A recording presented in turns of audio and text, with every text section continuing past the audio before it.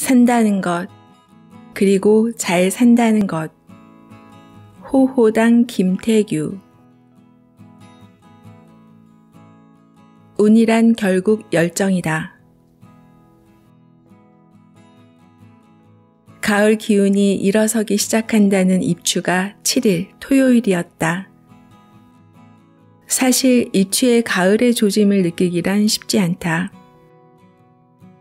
여름의 한가운데란 인상이 더 강하다. 그런데 묘한 점은 입추가 되면서 기온이 한풀 꺾인다는 점이다. 현재 밤 11시 24분, 기온은 26도, 25도 이상이면 열대야라 하지만 그다지 무덥지 않다.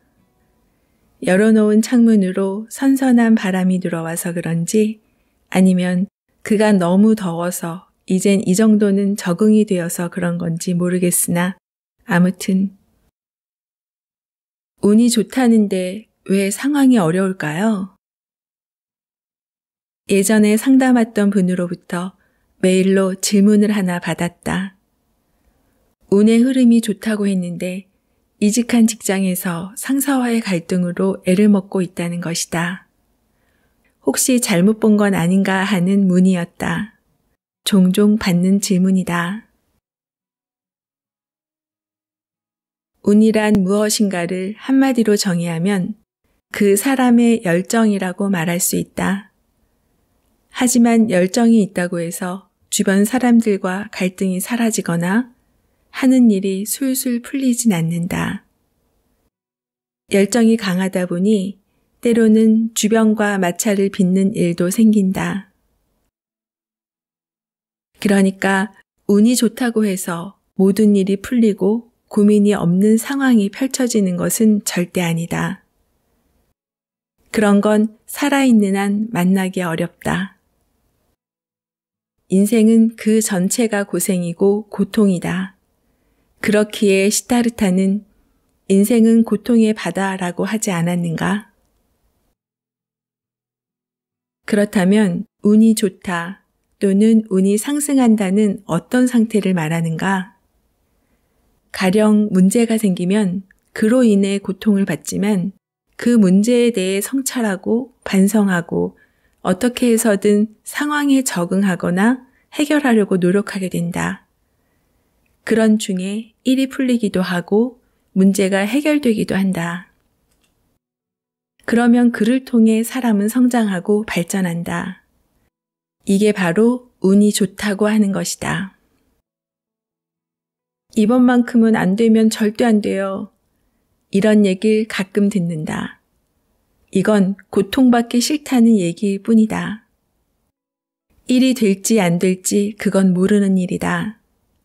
다만 운이 좋다면, 운이 상승 중이라면 일이 되지 않는다고 해서 좌절하지도 않고 다시 노력하고 애를 쓰게 된다. 그 노력을 반복하다 보면 일이 될 가능성이 높아지고 그러다 보면 이루어진다. 상식을 벗어나는 일은 대단히 드물다. 세상의 이치는 간단하다. 공짜는 없고 절로 되는 일 또한 없다. 1만 시간의 법칙이란 말이 빈말이 아니다. 옆에서 보면 어떤 일이 절로 된 것처럼 보일 때가 있다. 하지만 그게 쉽게 된 일이 아니다. 오랜 시간에 걸친 노력을 보지 못했기 때문에 쉽게 된 것처럼 보이는 것뿐이다. 대수의 법칙, 즉 큰 숫자의 법칙이란 게 있다. 시도를 빈번하게 하고 자주 하다 보면 목적하는 일이 이루어진다는 것이다. 물론 열정을 갖고 시도를 반복하는 일, 그 자체도 실은 고통이다. 이리 해도 안 되고 저리 해도 안 될 때도 많다. 하지만 해낼 수 있으리란 믿음 하나로 시도를 반복하는 사람이 있다면 그 사람의 운은 지금 한창 상승 중이라 봐도 무방하다. 운, 그리고 열정은 지속시간이 정해져 있다. 운이란 열정이라 했는데 열정이란 건 역시 무한히 이어지거나 샘솟는 것이 아니다. 타고난 열정의 크기는 사람에 따라 다르겠지만 열정의 지속 시간은 누구에게나 한정되어 있다. 운, 그리고 열정이란 것은 생성과 소멸을 반복한다. 소멸하면 겨울이고 서서히 생겨나기 시작하면 봄이다. 그리고 펄펄 끓어오르면 여름이고 그러면서 서서히 소진되어 가면 그게 가을이다. 전체에서 60년의 사이클이고 한 계절은 각각 15년이다. 60년의 사이클을 밥 짓는 것에 비유해 보는 것도 재미있다. 밥을 하기 위해 솥에 쌀을 씻어 넣고 물을 잡는다. 겨울의 끝이자 봄의 시작인 입춘이다. 전원을 올리고 솥 안에 열이 들어오기 시작한다. 봄의 끝이자 여름의 시작인 이파이다. 그러다가 열이 점점 가해지면서 펄펄 끓어오르고 그로써 쌀이 익어간다. 여름의 끝이고 가을의 시작점인 입추이다. 하지만 이건 아직 익어가는 쌀이지 밥이 아니다. 이제 솥 안에 열기가 식어가면서 뜸을 들이고 바야흐로 밥이 만들어진다. 이게 가을의 끝이자 겨울의 시작인 입동이다. 이제 밥을 짓는 일이 마무리되었다. 밥을 먹을 수 있다. 겨울인 것이다. 사람들은 돈을 원하고 성취를 원한다. 그걸 밥이라 해보자. 밥이 언제 되는가 하면 겨울의 입구인 입동에서다. 이 대목에서 중요한 점은 열정 소멸과 동시에 성취가 이루어진다는 점이다. 내적 에너지인 열정과 외적 성과가 서로 교환된다고 보면 되겠다. 잘 생각해보면 이거야말로 삶의 놀라운 역설이다. 저는 언제쯤이면 일이 술술 풀릴까요? 하고 묻는 이가 있다. 그러면 얘기해준다. 당신의 열정이 소진되는 순간에 일이 이루어진다고. 다 때가 있다고.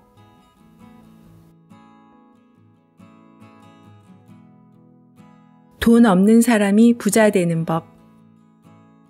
작은 사업을 하는 한 젊은이가 어떻게 하면 특별한 자본 없이도 돈을 많이 벌 수 있을까요? 하고 질문을 해왔다. 나는 농담조로 대답했다.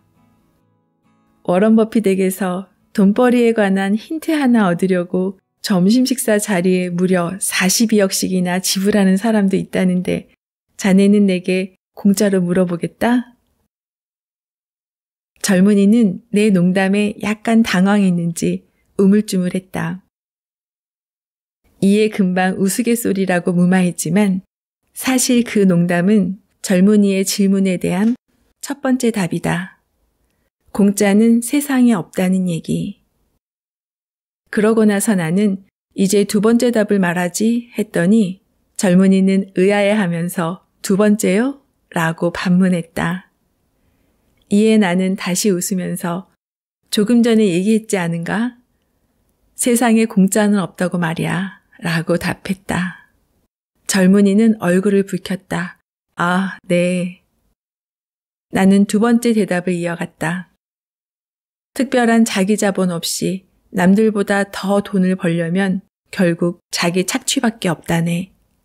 자기 착취요? 그게 무슨... 가진 것 없이 돈 버는 방법, 자기 착취.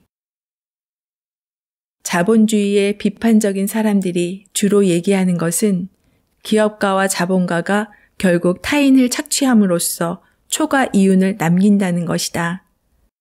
이 말이 옳고 그름을 떠나 뭔가 더 남기려면 어딘가에서 더 얻어내야 한다는 말은 나도 동의한다.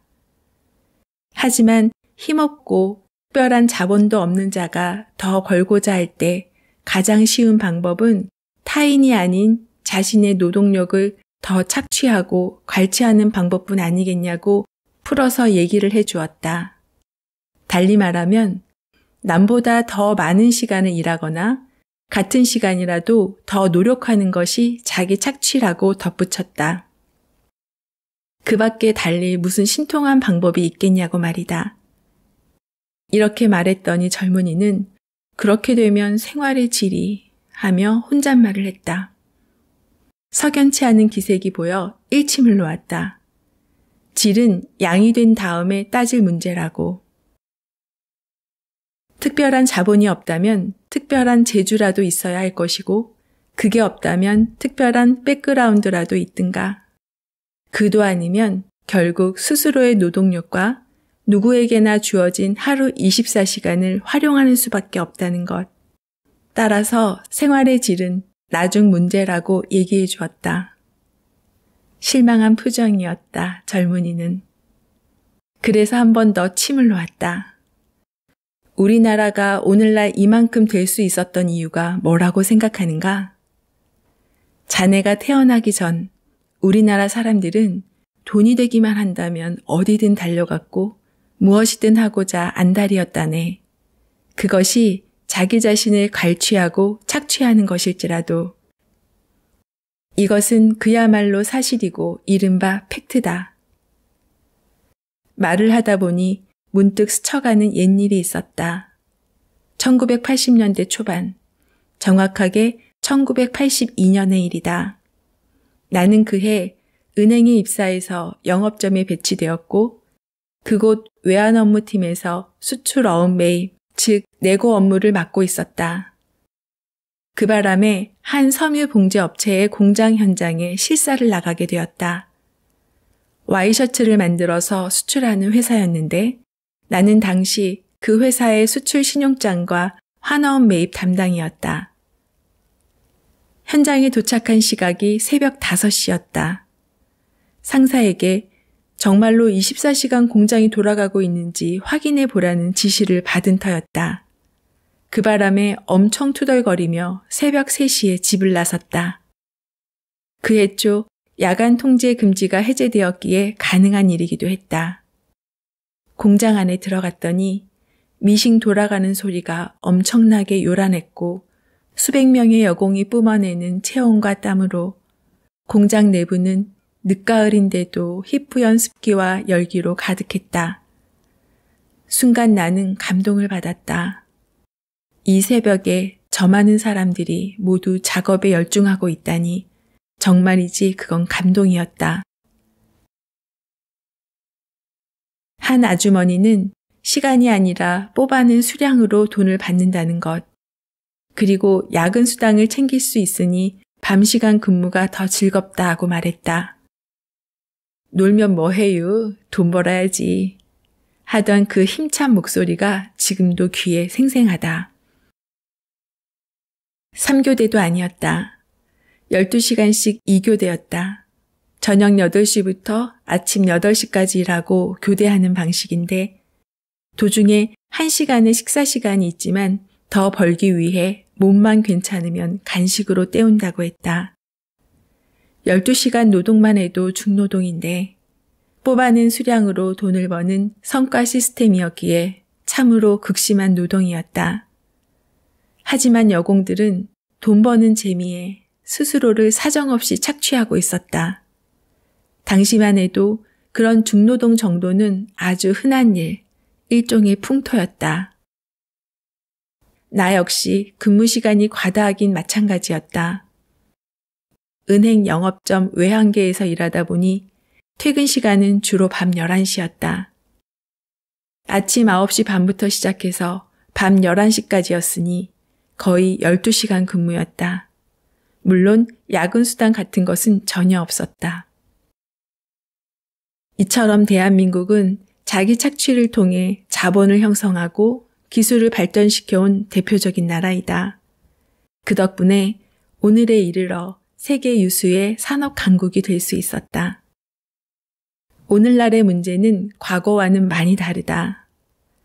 나라 자체는 그런 식으로 독하게 발전하고 성장해 왔지만 그 과정에서 빈부격차는 현저하게 벌어졌고 특히 최근에는 많은 젊은이가 사회 진출에 어려움을 겪고 있다. 요즘 젊은이들을 보면 돈을 모아 해외여행도 다니고 돈은 없어도 소확행을 즐긴다. 하지만 대우가 괜찮은 대기업이나 공기업 일자리는 하늘의 별 따기가 되어 괴로워한다. 생활 수준이 높아지다 보니 평균적인 삶의 기대치가 역시 덩달아 엄청나게 높아졌는데 그런 기대치를 어느 정도나마 충족시켜 줄 수 있는 일자리를 구하는 일은 정말 어려워졌다. 이게 바로 요즘 젊은이들의 비극이다. 이에 반해 예전에는 기대치 자체가 없었다. 그저 어느 정도의 생활만 가능하면 그것으로 충분했다. 앞에서 얘기한 그 작은 사업을 운영하는 젊은이는 어쩔 수 없이 창업하게 된 경우였다. 이를 두고 나는 창업을 당했다고 표현한다. 창업을 당한 사람들을 보면 크게 두 가지이다. 하나는 괜찮은 직장을 얻지 못한 젊은 층이고 또 하나는 중년에 퇴직한 경우이다. 직장에서 밀려나 살아남으려다 보니 창업을 한 것이다.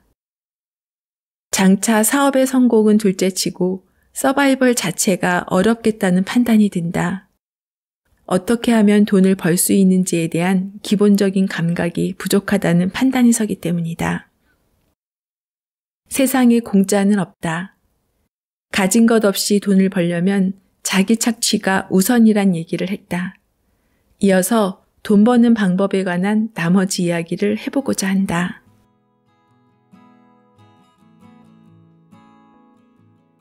돈 없이 부자가 되는 법 두 번째. 모든 인생은 빚쟁이로 출발한다. 부자가 되고 말고를 떠나 먼저 알아야 할 것이 있다.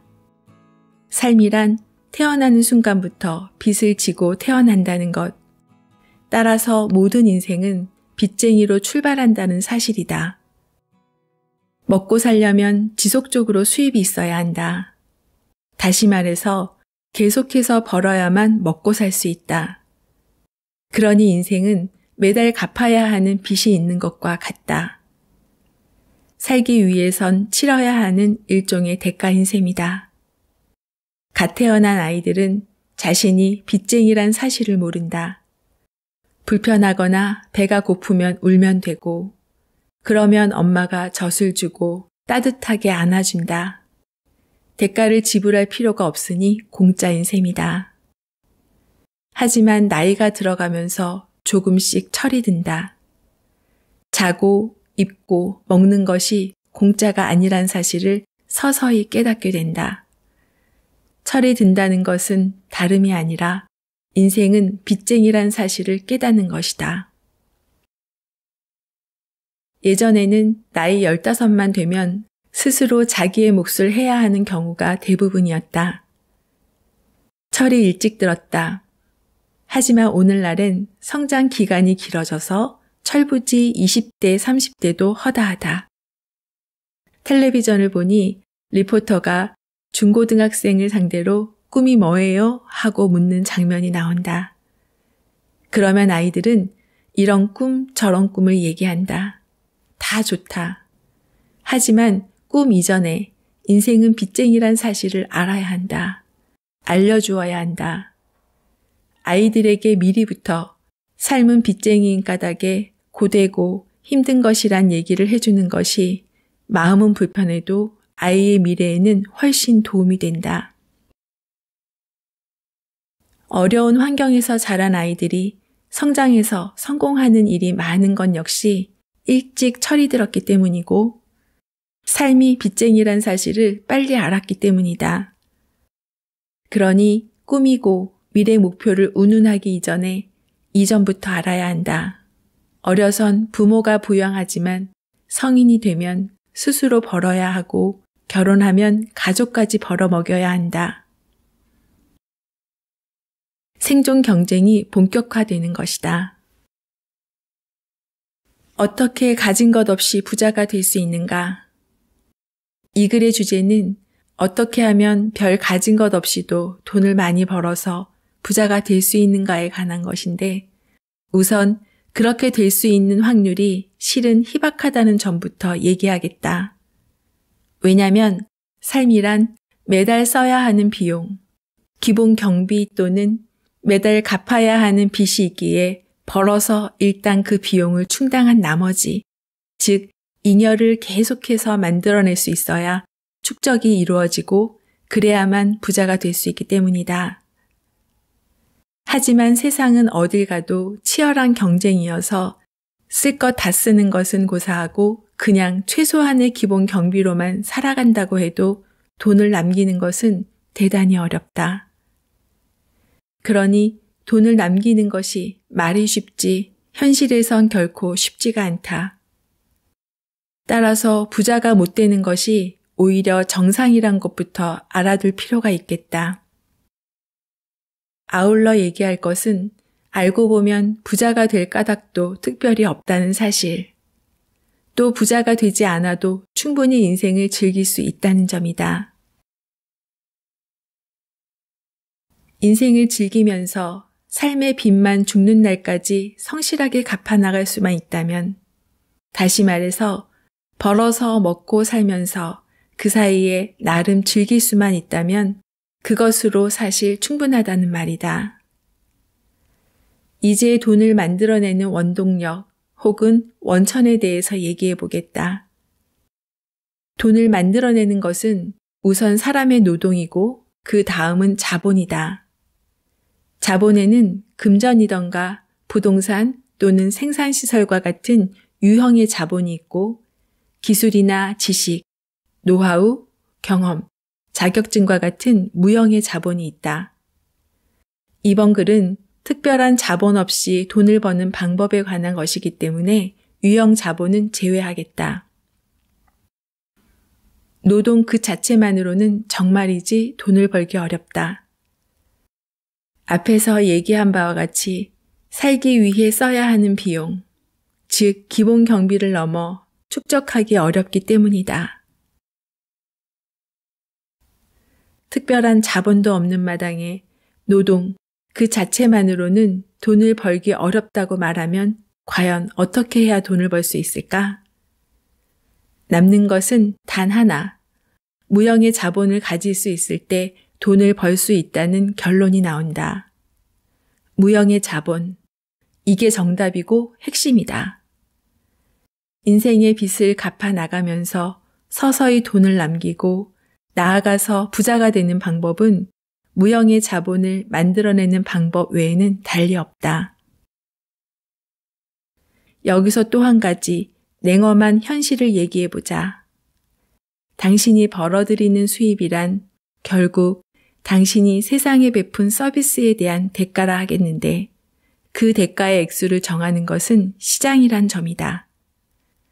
내가 이만큼 좋은 서비스를 했으니 이 정도는 벌어야 되지 않겠는가 라고 여기는 사람도 있겠지만 그건 어디까지나 본인의 주관적인 평가에 불과하다. 수입을 만들어내는 당신의 노동과 서비스에 대한 대가는 시장의 평가에 따라 정해진다. 즉, 시장가인 셈이다. 그렇기에 그냥 누구나 하는 노동만으로 돈을 벌기란 정말 불가능하다. 반대로 당신의 노동이 시장에서 높은 가격으로 매김을 받으려면 결국 방법은 하나밖에 없다. 그건 시장에서 높은 평가를 받을 수 있는 무형의 자본을 당신의 노동에 곁들일 때에만 돈을 모으고 부자가 될 수 있다. 앞에서 무형의 자본에는 기술이나 지식, 노하우, 경험, 자격증이 있다고 했는데 그건 예를 들기 위한 것일 뿐 실은 무한가지라 할 만큼 다양하다. 그 중에는 타고난 유전에서 오는 것도 있고 또 타고난 자질을 개발해서 더 다듬어낸 것도 있으며 교육을 통해 배운 것도 있다. 여성의 경우 타고난 미모만으로도 충분히 큰 자본이 된다. 그걸 가꾸고 약간의 시술이나 수술을 통해 다듬어낼 것 같으면 그야말로 엄청난 자본이 된다. 거기에 또 다른 것들까지 함께 버무려 넣으면 대단한 권력이 된다. 남다른 미각이나 후각, 좋은 목소리와 뛰어난 눈썰미 등도 어떻게 발전시켜 나갈 것이냐 또는 어떤 인연을 만나느냐에 따라 얼마든지 시장에서 높은 평가를 받는 무형의 자본으로 다듬어낼 수 있다. 이처럼 먹고 사는 재주, 또 쓸 것 쓰면서 남길 수 있는 재주는 실로 무수히 많다. 사람이 먹고 살 수 있는 길, 먹고 살면서 남길 수 있는 길이 무수히 많건만 대개 부모들은 아이에게 어떤 재주가 있는지 잘 모르는 탓에 그리고 재능을 알 때까지 기다려줄 수 없다는 초조함 때문에 나름 가장 안전한 길을 택한다. 공부 잘해서 좋은 대학 나오고 그 결과 좋은 직장에 취업하는 길이 그것이다. 하지만 이 길이야말로 가장 치열한 전쟁터이자 생지옥이다. 거의 모두가 그 길을 택하도록 강요받고 있기 때문이다. 무형의 자본을 갖춘 이를 일컫는 말이 바로 전문가란 표현이다. 전문가라 하면 대부분 자격증을 갖추어야 한다고 생각하기 쉽지만 절대 그렇지 않다. 전문적인 재주나 경험, 기술, 식견을 가진 자라면 전문가이다. 이제 답이 나왔다. 특별한 자본 없이도 돈을 모으고 부자가 될 수 있는 방법은 무형의 자본을 갖춘 사람, 즉 전문가가 되는 길밖에 없다. 게다가 수요는 많은데 그에 부합하는 전문 역량을 가진 자가 적다면 돈을 많이 벌 수 있다는 것은 너무나도 당연한 일이다. 돈을 벌어보지 못한 사람은 사업을 하려면 금전적인 자본이 우선이라 여기지만 그야말로 사업의 초짜의 생각이다. 사업에 필요한 전문적 역량을 얼마만큼 갖추었느냐가 관건이고 핵심이다. 사업만이 아닌 어느 분야에서건 전문 역량을 처음부터 갖출 수는 없다. 학교나 학원 같은 곳에서 배울 수 있는 것은 그다지 많지 않다. 어디까지나 현장에서의 경험과 치열한 경험 속에서 보다 더 높은 기량을 갖출 수 있고 또 돈을 더 많이 벌 수 있게 된다. 이제 마지막 얘기를 하겠다. 모든 사람이 누구나 남보다 높은 경쟁력을 성취할 수 있는 재능을 적어도 한 가지씩은 가지고 태어난다는 얘기다. 그런데 문제는 그런 재능을 어떻게 발견하고 개발해 나가느냐 하는 점이다. 내가 운명에 대한 연구와 상담을 통해 알아낸 공통점이 하나 있다. 사람이 무사하고 편안한 환경에선 자신의 진정한 재능을 발견하거나 인식하기가 어렵다는 점이다. 그보다는 아주 어려운 상황, 삶의 위기에 처하게 되면 당연히 살아남기 위해 발버둥을 칠 것이고 그러다 보면 어느 순간 저도 모르게 자신의 재능을 찾게 된다는 것이다. 자연순환 운명학의 이치로 말하자면 60년 순환에 있어 입춘 바닥에서 15년이 흐를 무렵, 즉 입하가 되면 누구나 자신의 진정한 재능을 알게 된다. 이런 기회는 일생을 통해 한 번밖에 없다. 그 이후에 그걸 열심히 갈고 닦으면 그게 그 사람만의 전문성이 되고 나중엔 그 사람의 업이 된다. 그렇게 시간이 흐르면 어느새 나름의 부자가 되어 있을 것이다. 물론 큰 부자가 되는 것은 시대 환경, 즉 시운에 달린 문제라 하겠지만 말이다. 성공하는 사람은 테마를 가지고 간다. 성공이란 자신의 테마를 가지고 그 길을 걷는 자만이 맛볼 수 있는 것. 삶에서 성공하는 사람을 보면 그 사람만의 테마, 즉 주제가 있다. 오늘날 세상은 다양성을 추구하는 세상이기에 성공한 사람 중에는 다양한 직업을 전전하면서 성공한 사람들도 있다. 하지만 그 또한 잘 살펴보면 그 사람만의 일관된 주제가 있다는 것을 알 수 있다. 자신만의 테마를 처음부터 확고하게 설정한 상태에서 살아가는 이는 많지 않다. 없는 것은 아니지만 말이다. 따라서 성공하는 사람의 삶이란 어떤 면에서 본인의 테마를 찾아가는 과정이라고 봐도 무방하다. 그저 막연히 이 길이 좀 빠를 것 같아 또는 저 직종이 대세이고 흐름이 아닐까 싶어 이리 가고 저리 옮기는 사람이 있다. 그 사람은 아직 자신의 테마 또는 주제를 가지고 있지 않은 것이라고 봐도 무방하다. 그렇기에 그 사람은 아직 성공의 문턱에 들어서지 않은 상태이다. 성공의 문턱에 들어서지 못한 채 나이 40이 넘은 사람 또한 부지기수다. 그렇다면 그런 사람은 성공할 수 없다는 말인가 하면 그 또한 그렇지 않다. 나이와 상관없이 자신의 테마를 갖는 순간부터 그 사람은 자신의 길을 가고 있는 것이고 세월이 흐르면 마침내 성공에 이르게 된다. 그러니까 성공이란 자신의 주제와 테마를 가지고 그 길을 걷는 자만이 맛볼 수 있는 것이란 얘기이다. 어떻게 하면 성공할 수 있나요? 라고 묻는 젊은이들이 많다. 그러면 나는 다음처럼 되묻는다. 본인의 테마 내지는 주제가 있나요? 그런 건 딱히 없고요. 하지만 열심히 노력해서 성공하고 싶습니다. 성공하려면 테마가 있어야 해요. 방향이 서야 그 노력도 누적되고 결국에는 성취에 이를 수 있으니까요. 어떻게 하면 테마를 가질 수 있죠? 열심히 가다 보면 때가 오고 그때가 되면 생깁니다. 목표라기보다는 테마가 있어야 노력도 방향을 가지게 되고 세월의 복리이자가 붙어 성공할 수 있다는 것은 어떻게 보면 상식이다. 테마를 정하고 그 방향으로 노력을 집중하는 것을 경영 컨설턴트들은 흔히 목표를 조직화, 즉 오거나이즈 한다고 표현한다. 그냥 돈을 많이 벌어보자는 것 또한 하나의 목표 내지는 테마가 아니겠느냐라고 물어볼 수 있겠다. 맞다. 그 또한 테마가 될 수 있다. 진심으로 돈을 많이 버는 것, 그 자체가 목표인 사람도 없지는 않다.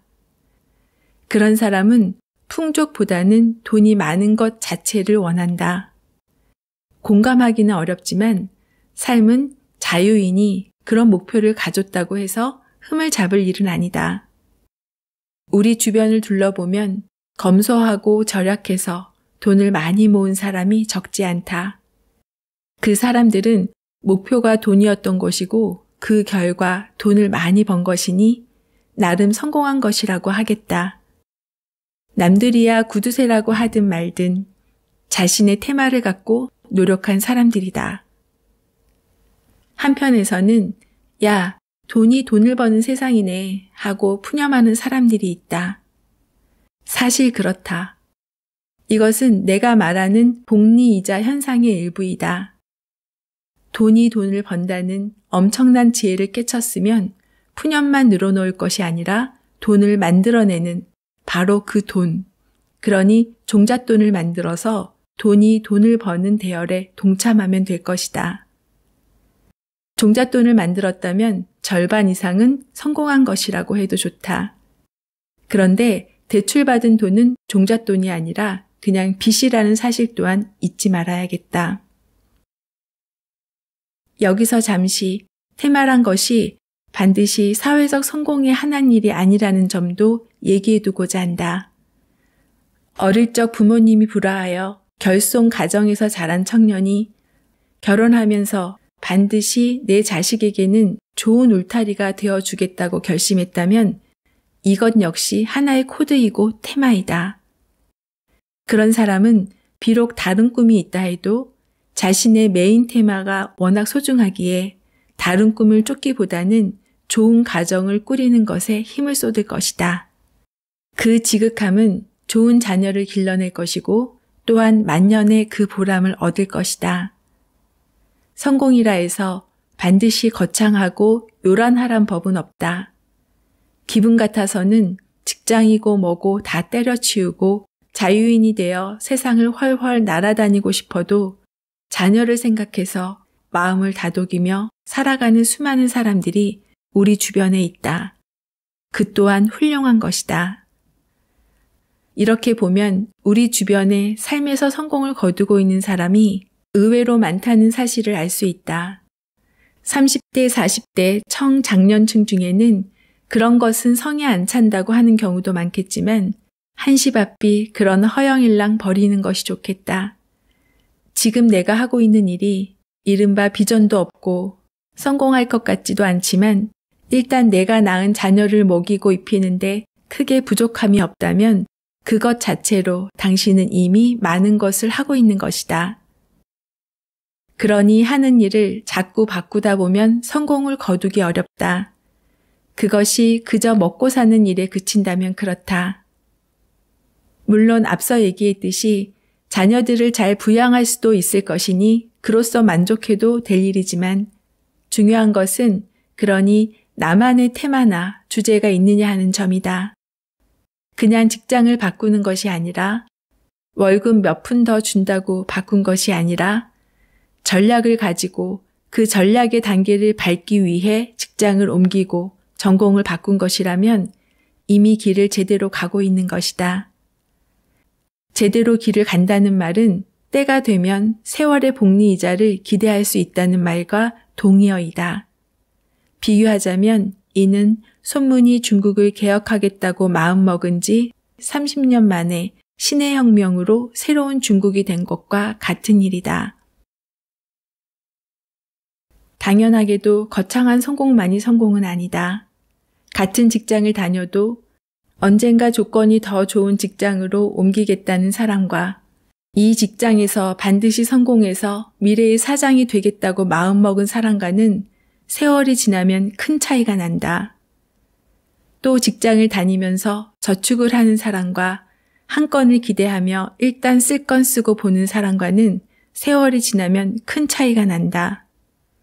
마음 먹기에 따라 같은 직장을 다녀도 세월의 복리이자가 붙는 사람이 있고 그렇지 않은 사람도 있다는 사실이다. 그런데 이 글을 읽는 당신이 40대 중반이라고 하자. 여기서 하는 말들을 곰곰이 따져보니 허송세월이었다 싶은 사람도 있을 것이다. 그러나 늦은 때란 결코 없다. 인생은 마지막의 마지막까지도 기회가 주어지기 때문이다. 언젠가 말했듯이 운명의 이치는 실로 자상한 손길과 같다는 말처럼 공자가 조국에서 추방되어 방랑길에 올랐을 때 공자를 많이 도와준 거배곡이란 위인이 있었는데 이 사람이 한 말인즉 나이 50이 되고 보니 지난 49년이 헛됨을 알았다고 자탄했다는 것이다. 아직도 누군가를 탓하고 있다면 나이에 상관없이 아직도 성공으로 가는 길에 초입에도 들어서지 못했다고 알면 정확하다. 삶이 있어 늦은 때는 없다. 그저 나에게 주제가 있느냐, 테마가 있느냐, 또는 코드가 있느냐. 내 행동과 계획이 지향하는 바를 설명할 수 있는 그 한마디를 가졌느냐의 문제일 뿐이다. 더러 삶을 우습게 보고 까불어대다가 40대 중반에 이르러 바닥을 치는 경우도 있다. 모든 것이 날아가고 떠나가고 스스로 한심해서 죽고 싶을 정도라면 그것이 진정한 바닥이다. 그러면 그 사람은 그 바닥의 운에서 자신의 진정한 모습과 만나게 된다. 그러면 자신만의 코드를 얻게 된다. 그러면 그로부터 30년간 운이 뻗어나갈 것이다. 이런 사람은 세상의 경험, 특히 쓴맛을 알기에 더욱 멀리 뻗어갈 사람이다. 송백은 겨울이 돼서야 그 청정함을 안다는 옛말이 이런 경우다. 지금이라도 당신의 테마를 만들어내시길. 그러니 나쁜 계절은 없다. 이쯤에서 내가 수십 년간 운명학을 연구해온 결과 진정으로 해주고 싶은 말이 있어 얘기하려 한다. 1년 4계절 중에 나쁜 계절은 없다는 것이다. 겨울이 있기에 봄볕이 반가운 법이고 여름이 있어서 만물이 치열하게 다투면서 힘자랑을 한다. 그리고 가을이 있어서 더위가 가시고 풍성한 수확을 한다. 가을이 지나면 쉬어야 나중에 또 생산에 나설 것이니 겨울 또한 반갑다. 인생살이도 역시 그렇다. 성공이 있겠지만 좌절도 있어야 할 것이며 좌절을 통해 사람은 더욱 성숙해지고 인격도 깊어진다. 좌절해 본 사람만이 남의 좌절과 그 아픔에 대해 공감할 수 있을 것이니 말이다. 또 성취를 해본 사람만이 그 과정이 얼마나 어렵고 힘든지 알 것이고 그 결과로 성취를 즐길 수 있을 것이다. 모든 삶의 과정은 전체가 하나의 고리를 이루면서 삶을 풍요하게 한다는 얘기이다. 60년을 통해 맛보는 4계절, 24절기이다. 다만 사람마다 계절의 순서가 달리 찾아들 뿐이다. 한 해가 계절의 변화를 통해 아름답듯이 삶 또한 운명의 계절이 있어 변화해 가기에 아름답고 풍요하다는 얘기를 해보았다. 이 책에는 제법 많은 그림들이 들어가 있어요. 저자가 오랫동안 그려온 그림들이라고 합니다. 그림에는 자연의 순환, 인생의 순환에 대한 저자의 관찰이나 생각이 들어가 있어요. 글과 잘 어울리는 그림이 있어 글을 읽으면서 그림에 잠시 시선을 멈추게 되고 생각하는 시간을 갖게 합니다. 작가와의 만남, 그리고 다양한 이야기를 전하는 미소영 오디오북입니다. 좋아요, 구독은 사랑입니다. 오늘도 행복하세요.